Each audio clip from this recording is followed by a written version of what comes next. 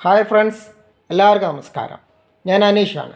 Aneesh learning assembly എന്ന YouTube ചാനലിലേക്ക് എല്ലാവർക്കും സ്വാഗതം. ഇന്ന് നമ്മൾ പഠിക്കാൻ പോകുന്നത് ദ്രവ്യവും പിണ്ഡവുമാണ്. അതായത് ഫിസിക്സിൽ ഏറ്റവും ഇമ്പോർട്ടൻ്റ് ആയ ഒരു ഭാഗമാണിത്. അപ്പോൾ ഇതിൻ്റെ ഓരോ ടോപ്പിക്കായിട്ട്, അതായത് ഓരോ ഭാഗങ്ങളായിട്ട് നമ്മൾ പഠിച്ചുകൊണ്ടിരിക്കുകയാണല്ലോ. അപ്പോൾ അതിലെ ഭാഗമാണ് ദ്രവ്യവും പിണ്ഡവും എന്നുള്ളത്. അതിൽ SI യൂണിറ്റുകളും അങ്ങനെയുള്ള കാര്യങ്ങളൊക്കെയാണ് നമ്മളിന്ന് പഠിക്കാൻ പോകുന്നത്. അപ്പോൾ നമുക്ക് വീഡിയോയിലേക്ക് പോകാം. ആദ്യമായി നമ്മൾ പഠിക്കാൻ പോകുന്നത് ദ്രവ്യത്തെക്കുറിച്ചാണ്. സ്ഥിതി ചെയ്യാൻ സ്ഥലം ആവശ്യമുള്ളതും ഭാരമുള്ളതുമായ ഏതൊരു വസ്തുവിനെയും ദ്രവ്യം അല്ലെങ്കിൽ മാറ്റർ എന്ന് പറയാം. സ്ഥിതി ചെയ്യാൻ സ്ഥലം ആവശ്യമുള്ളതും ഭാരമുള്ളതുമായ ഏതൊരു വസ്തുവിനെയും നമുക്ക് എന്ത് പറയാം? ദ്രവ്യം അല്ലെങ്കിൽ മാറ്റർ എന്ന് പറയാം. ദ്രവ്യത്തിന് പ്രധാനമായും ഏഴ് അവസ്ഥകളാണ്. ഏഴ് അവസ്ഥകളെങ്കിലും നമ്മൾ പഠിച്ചിരിക്കണം. ഇപ്പോൾ പുതുതായി ഓരോന്നും കണ്ടുപിടിച്ചുകൊണ്ടിരിക്കുന്നുണ്ട്. പക്ഷെ അതൊന്നും സയൻറ്റിഫിക്കായി പ്രൂവ് ചെയ്യാത്തതുകൊണ്ട് നമുക്ക് അത് വലിയ കാര്യമായിട്ടൊന്നും എടുക്കുന്നില്ല. അപ്പോൾ നമുക്ക് ഈ ഏഴെണ്ണമെങ്കിലും പഠിച്ചിരിക്കേണ്ടതാണ്. ഓക്കെ, അപ്പോൾ ഏതൊക്കെയാണെന്ന് നോക്കാം. ആദ്യമായി വരുന്നത് ഖരാവസ്ഥ. എല്ലാവർക്കും അറിയാവുന്നതാണ്. ഖരം, ദ്രാവകം, വാതകം, പ്ലാസ്മ. ഈ നാലവസ്ഥ എല്ലാവർക്കും പെട്ടെന്ന് അറിയാവുന്നതാണ്. അത് നമ്മൾ പണ്ട് മുതലേ പഠിച്ചിരിക്കുന്നതാണ്. അഞ്ചാമതായി വരുന്നത് ബോസ് ഐൻസ്റ്റീൻ കണ്ടൻസേറ്റ്. ആറാമതായി ഫെർമിയോണിക് കണ്ടൻസേറ്റ്. ഏഴാമതായി കോർക്ക് ഗ്ലൂവോൺ പ്ലാസ്മയാണ്. അപ്പം ഖരം, ദ്രാവകം, വാതകം, plasma, Bose Einstein condensate, fermionic condensate, quark gluon plasma എന്നിവയാണ് ഈ ഏഴെണ്ണം. അതല്ലാതെയുള്ള അവസ്ഥകളാണ് time crystal, excitonium, Rydberg polarons matter, Jahn Teller metal, quantum spin liquid, colour glass condensate. ഇതൊന്നും ഔദ്യോഗികപരമായി തെളിയിക്കാത്തതുകൊണ്ട് അല്ലെങ്കിൽ സയൻറ്റിഫിക്കായി തെളിയിക്കാത്തതുകൊണ്ട് നമുക്ക് ഇത് അത്ര ഊന്നൽ കൊടുത്ത് പഠിക്കേണ്ടതില്ല. ആ ഏഴെണ്ണം നമ്മൾ എന്ത് ചെയ്യണം? ഊന്നൽ കൊടുത്ത് മെയിനായിട്ട് പഠിക്കേണ്ട അവസ്ഥകളാണ്. ദ്രവ്യത്തിൻ്റെ ഈ ഏഴ് അവസ്ഥകളും പഠിച്ചു വയ്ക്കണം. ഖരം, ദ്രാവകം, വാതകം, plasma, Bose Einstein condensate, fermionic condensate, quark gluon plasma. ഇതിൽ ഖരാവസ്ഥയിൽ തന്മാത്രകൾ എങ്ങനെയായിരിക്കും? നല്ല അടുക്കം ചിട്ടിയിൽ ക്രമമായിട്ട് അടുക്കി വെച്ചിട്ടുണ്ടാവും. അങ്ങനെ അതായത് ഒന്നൊന്നിനോട് അടുത്ത്, അതായത് ഒട്ടി നിൽക്കുന്ന ആ ഒരു അവസ്ഥയിലാണ് ഖരാവസ്ഥയിൽ കാണപ്പെടുന്നത്. അതുപോലെ ദ്രാവകാവസ്ഥയിലാണെങ്കിൽ കുറച്ച് അകലം, അതായത് തന്മാത്രകൾ തമ്മിൽ എങ്ങനെ ഉണ്ടാകും? കുറച്ച് അകലത്തിലായിരിക്കും, കുറച്ച് ചെറിയ അകലത്തിലായിരിക്കും. നമുക്കറിയാമല്ലോ, ലിക്വിഡ്, അതായത് ദ്രാവകം എന്ന് പറയുന്നത് വെള്ളമാണ് അല്ലേ, ജലം. ആ അവസ്ഥയിലാണ്. ഇനി വാതകാവസ്ഥയാണെങ്കിലോ ജലത്തിനേക്കാളും, അതായത് ദ്രാവകത്തേക്കാളും കുറച്ചുകൂടി തന്മാത്രകൾക്ക് എന്തുണ്ടാവും? വ്യത്യാസം ഉണ്ടാവും അല്ലേ, അകൽച്ച കൂടുതലായിരിക്കും. ഖരത്തിലാണെങ്കിൽ എന്തായിരിക്കും? തൊട്ടടുത്ത് തന്നെ ക്രമമായിട്ടായിരിക്കും. ദ്രാവകത്തിലാണെങ്കിൽ കുറച്ചുകൂടി തന്മാത്രകളിൽ വ്യത്യാസമുണ്ടാകും. വാതകത്തിലാണെങ്കിൽ കുറച്ചുകൂടി എന്തായിരിക്കും? തന്മാത്രകൾ തമ്മിലുള്ള അകലം കൂടുതലായിരിക്കും. അതേസമയം പ്ലാസ്മയിലാണെങ്കിൽ പൂർണ്ണമായിട്ടും തന്മാത്രകൾ ക്രമരഹിതമായിരിക്കും. പ്ലാസ്മ അവസ്ഥയിലാണെങ്കിൽ തന്മാത്രകൾ എങ്ങനെയായിരിക്കും? പൂർണ്ണമായിട്ടും ക്രമരഹിതമായിരിക്കും. ഇപ്പോൾ ഖരാവസ്ഥയാണെങ്കിൽ പൂർണ്ണമായിട്ടും എന്തായിരിക്കും? നല്ല ക്രമത്തിലായിരിക്കും, അല്ലെങ്കിൽ അടുക്കും ചിട്ടിയിലായിരിക്കും. ദ്രാവകത്തിലാണെങ്കിൽ കുറച്ച് തന്മാത്രകൾ തമ്മിൽ അകലം കൂടും. വാതകത്തിലാണെങ്കിൽ ദ്രാവകത്തെക്കാളിലും അകലം കൂടുതലായിരിക്കും. പ്ലാസ്മയിലാണെങ്കിൽ തന്മാത്രകൾ പൂർണ്ണമായിട്ടും എന്തായിരിക്കും? ക്രമരഹിതമായിരിക്കും. അപ്പോൾ നാലാവസ്ഥകൾ നമ്മൾ മനസ്സിലാക്കി കഴിഞ്ഞു. ഇനി അടുത്തതായി വരുന്നത് അഞ്ചാമത് ബോസ് ഐൻസ്റ്റീൻ കണ്ടൻസേറ്റ് ആണ്. Satyendranath Bose, Albert Einstein. Indian ശാസ്ത്രജ്ഞനായ സത്യേന്ദ്രനാഥ ബോസും ആൽബർട്ട് ഐൻസ്റ്റീനുമാണ് ദ്രവ്യത്തിൻ്റെ അഞ്ചാമത്തെ അവസ്ഥയായ ബോസ് ഐൻസ്റ്റീൻ കണ്ടൻസേറ്റ് എന്നുള്ള അവസ്ഥയെക്കുറിച്ച് പ്രവചിച്ചത്. ദ്രവ്യത്തിന് അഞ്ചാമത്തെ അവസ്ഥയുണ്ടെന്ന് പ്രവചിച്ച വ്യക്തികളാണ് സത്യേന്ദ്രനാഥ ബോസും ആൽബർട്ട് ഐൻസ്റ്റീനും. ഇത് പഠിക്കാനായിട്ട് സിമ്പിളാണല്ലേ. അവരുടെ പേരിൽ തന്നെയാണ്, അവരുടെ നാമകരണം, അതായത് അവരുടെ സ്മരണയ്ക്കായിട്ടാണ് ഈ അഞ്ചാമത്തെ അവസ്ഥയ്ക്ക് എന്ത് ചെയ്തിരിക്കുന്നത്? ഈ പേര് നൽകിയിരിക്കുന്നത്. സത്യേന്ദ്രനാഥ ബോസ് എന്നതിലെ ബോസ് എന്നും ആൽബർട്ട് ഐൻസ്റ്റീനിലെ ഐൻസ്റ്റീൻ എന്ന പേരുമാണ് എന്ത് ചെയ്തിരിക്കുന്നത്? അഞ്ചാമത്തെ അവസ്ഥ, ദ്രവ്യത്തിൻ്റെ അഞ്ചാമത്തെ അവസ്ഥയ്ക്ക് കൊടുത്തിരിക്കുന്നത്. അപ്പോൾ പഠിക്കാനും സിമ്പിളാണ്. സത്യേന്ദ്രനാഥ ബോസ്, ആൽബർട്ട് ഐൻസ്റ്റീൻ, അതുപോലെ ബോസ് ഐൻസ്റ്റീൻ കണ്ടൻസേറ്റ് എന്ന് അറിയപ്പെടുന്നത്. ആറാമതായി വരുന്നത് ഫെർമിയോണിക് കണ്ടൻസേറ്റ് ആണ്. അതൊന്ന് പഠിച്ചു വയ്ക്കുക. അതുപോലെ തന്നെ ഏഴാമതായി കോർക്ക് ഗ്ലൂവോൺ പ്ലാസ്മയാണ്. കോർക്ക് ഗ്ലൂവോൺ പ്ലാസ്മയിൽ പ്രധാനമായി വരുന്നത് കോർക്കാണ്. പ്രപഞ്ചത്തിലെ എല്ലാ പദാർത്ഥങ്ങളിലും കാണപ്പെടുന്ന പ്രാഥമിക കണങ്ങളാണ് കോർക്ക് എന്നറിയപ്പെടുന്നത്. പ്രപഞ്ചത്തിലെ എല്ലാ പദാർത്ഥങ്ങളിലും കാണപ്പെടുന്ന ഏതാണ്? കോർക്ക് എന്ന പദാർത്ഥമാണ്. അതായത് പ്രപഞ്ചത്തിൻ്റെ മൂലപദാർത്ഥം എന്ന് തന്നെ അറിയപ്പെടുന്നത് കോർക്ക് എന്നാണ്. ഓക്കെ, ഈ പ്രപഞ്ച ഉൽപ്പത്തി സമയത്ത് പോലും കാണപ്പെട്ടിരുന്ന പദാർത്ഥമാണ് കോർക്ക് എന്ന് അറിയപ്പെടുന്നത്. പ്രപഞ്ചത്തിൻ്റെ ഉൽപ്പത്തി സമയത്ത് ഭൂമി ഈ പ്രപഞ്ചം തന്നെ ഉണ്ടാകുന്ന സമയത്ത് പോലും കാണപ്പെട്ടിരുന്ന പദാർത്ഥം എന്നറിയപ്പെടുന്നത് ഏതാണ്? കോർക്കാണ്. ഓക്കെ, അപ്പോൾ കോർക്ക്, ഗ്ലൂവോൺ, പ്ലാസ്മ എന്ന് പറയുന്നത് ദ്രവ്യത്തിൻ്റെ ഏകാമത്ത അവസ്ഥയാണ്.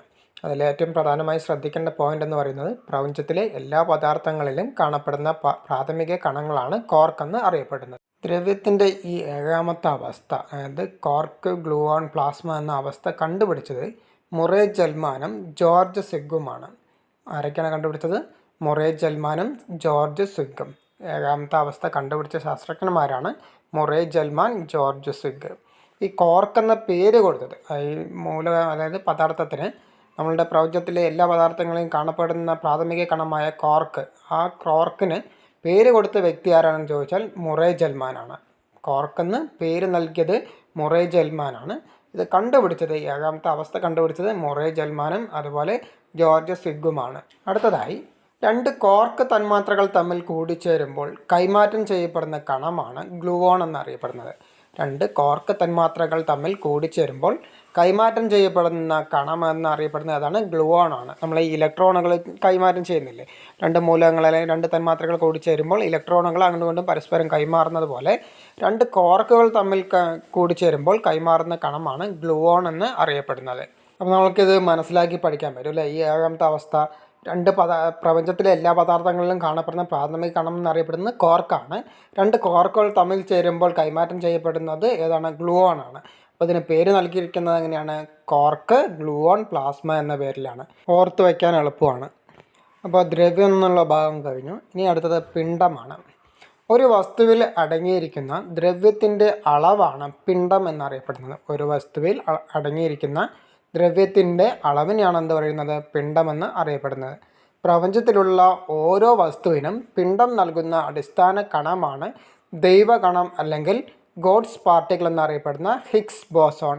പ്രപഞ്ചത്തിലുള്ള ഓരോ വസ്തുവിനും പിണ്ഡം നൽകുന്ന അടിസ്ഥാന കണമാണ് ദൈവകണം എന്നറിയപ്പെടുന്ന ഹിഗ്സ് ബോസോൺ, ദൈവകണം അല്ലെങ്കിൽ ഗോഡ്സ് പാർട്ടിക്കിൾ എന്നറിയപ്പെടുന്നത്. ഇത് മുമ്പ് ചോദിച്ച ചോദ്യമാണ്. ദൈവകണം എന്നറിയപ്പെടുന്നത് ഏത് പദാർത്ഥമാണ് അല്ലെങ്കിൽ ഏത് കണമാണെന്നാണ് ചോദിച്ചതാണ്. ഹിഗ്സ് ബോസോൺ ആണ് ദൈവകണമെന്ന് അറിയപ്പെടുന്നത്. സ്വിറ്റ്സർലാൻഡ്, ഫ്രാൻസ് അതിർത്തിയിൽ ഭൂമിക്കടിയിലൂടെ 27 കിലോമീറ്റർ നീളത്തിലുള്ള ഹാഡ്രൻ കൊളൈഡ്രൽ എന്ന പരീക്ഷണശാലയിലാണ് പ്രപഞ്ചത്തിലെ ഓരോ വസ്തുക്കൾക്കും പിണ്ഡം നൽകുന്ന ഹിഗ്സ് ബോസോൺ കണ്ടുപിടിക്കുന്നത്. എവിടെയാണ്?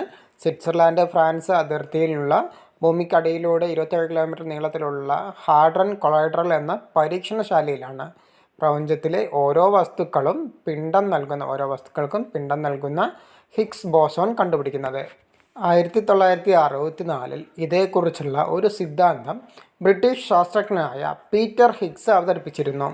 1964 പീറ്റർ ഹിഗ്സ് എന്ത് ചെയ്യുന്നത്? ഈ ഹിഗ്സ് ബോസോൺ എന്നതിനെക്കുറിച്ച് ഒരു സിദ്ധാന്തം ആവിഷ്കരിച്ചു വെച്ചത്. അതുകൊണ്ടാണ് ഈ കണം കണ്ടെത്തിയപ്പോൾ അദ്ദേഹത്തിൻ്റെ ഓർമ്മയ്ക്കായാണ് ഹിഗ്സ് ബോസോൺ എന്ന് പേര് നൽകുന്നത്. 1964 പീറ്റർ ഹിഗ്സ് എന്ന് പറയുന്ന ബ്രിട്ടീഷ് ശാസ്ത്രജ്ഞനാണ് ആദ്യമായി ഇങ്ങനെയൊരു, അതായത് പ്രപഞ്ചത്തിലെ ഓരോ വസ്തുക്കൾക്കും പിണ്ഡം നൽകുന്ന ഒരു പദാർത്ഥമുണ്ട് എന്ന് ഒരു സിദ്ധാന്തം ആവിഷ്കരിച്ചത്. അതുകൊണ്ടാണ് അദ്ദേഹത്തിൻ്റെ ഓർമ്മയ്ക്കായാണ് ഈ പദാർത്ഥം കണ്ടെത്തിയപ്പോൾ ഹിഗ്സ് ബോസോൺ എന്ന് പേര് നൽകിയിരിക്കുന്നത്. ഹിഗ്സ് ബോസോണിന് ദൈവഗണം എന്ന പേര് നൽകിയത് ലിയോൺ ലിഡർമാൻ ആണ്. ഹിഗ്സ് ബോസോണിന് ദൈവഗണം അല്ലെങ്കിൽ ഗോഡ്സ് പാർട്ടിക്കിൾ എന്ന പേര് നൽകിയത് ലിയോൺ ലിഡർമാൻ ആണ്. ബോസോൺ എന്ന പദം ആദ്യമായി ഉപയോഗിച്ചത് പോൾ ഡിറാക്ക് ആണ്.